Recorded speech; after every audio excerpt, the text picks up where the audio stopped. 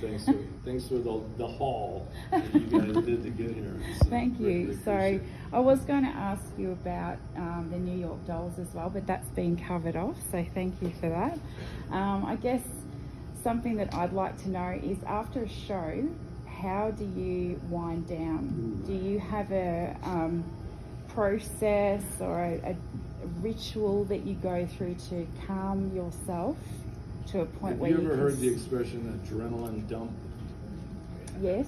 Okay, off police, military guys, they all go through. Whenever you go into an intense situation Yes. where your adrenaline is just coming off out of your fingertips, you can feel it. Mm-hmm.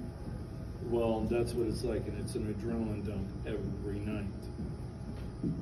You know, we've had long conversations about whether this is good for you or not. Yeah. Because when you look at people that have gone through this, there are lasting effects of it. Yes.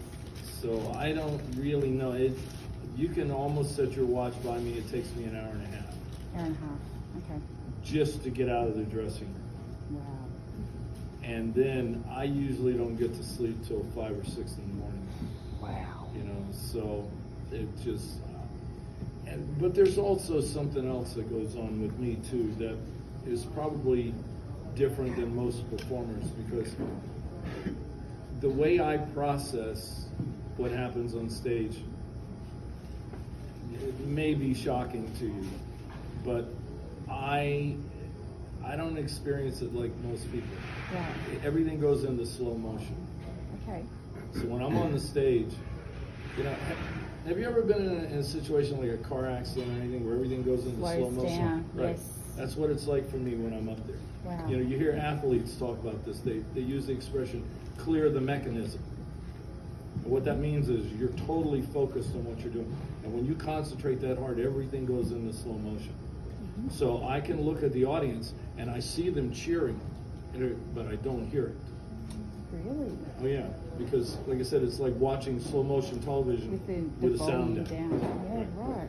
And so I don't experience what you hear performers talking about, the joy of being on stage. I've never really experienced that like everybody else. So you have like a dissociation that happens? But what happens after the show, I run the tape back in my head, and then, because I'll be frank with you, I perform for me. Yes. I'm not really doing it for the audience. Okay. Because when you, as a performer, if you raise the bar really high in your head, you're trying to achieve perfection every night. Yes. The trick is to get your head and your butt wired together at the same time. And it's hard because you're doing a half a dozen things every second you're up there. Yeah. And to get them where they're all talking to each other at the same time is not easy. Yeah. So I'll come off and I run the tape back in my head, and if I've done an okay job, then I'm satisfied, you know. But if not, you know, it's not a good night for me. Right. And I also tell people that I think most professionals, and I don't, you know, it doesn't matter whether you're, you know, a plumber or whatever you do, it's probably the same, that all professionals are gonna idle somewhere around 80, well, excuse me, probably 92% of what they're capable of doing. Mm-hmm. So on a bad day, they're gonna think, you know, they were horrible.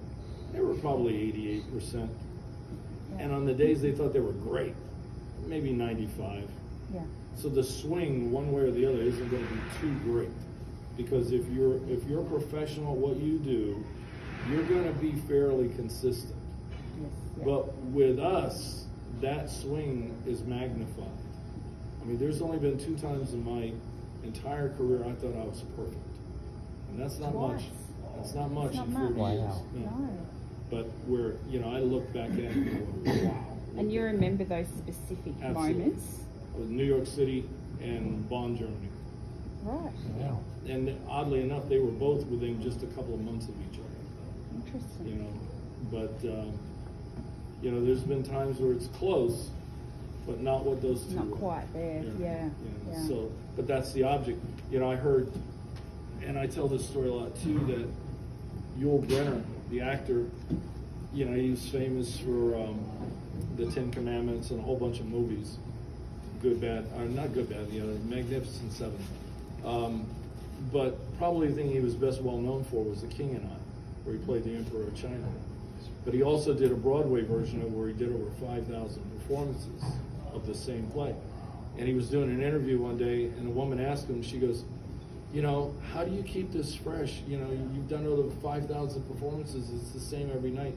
His eyes flared when she said that. He says, it's never the same. He goes, and when he said that, I knew precisely what he meant. Yeah. Because it's back to the idea of getting your head and your butt wired together at the same time. To deliver that performance where you're hitting your mark, you're hitting your lines, everything. And if you're a perfectionist, that's what you're after. Yeah. You know, so long protracted answer to give you guys an idea of what's going on up there tonight. Yeah, no, that's awesome. Perfectionism is a hard thing. Yeah, ain't it? Mm-hmm. Yes. Thank you.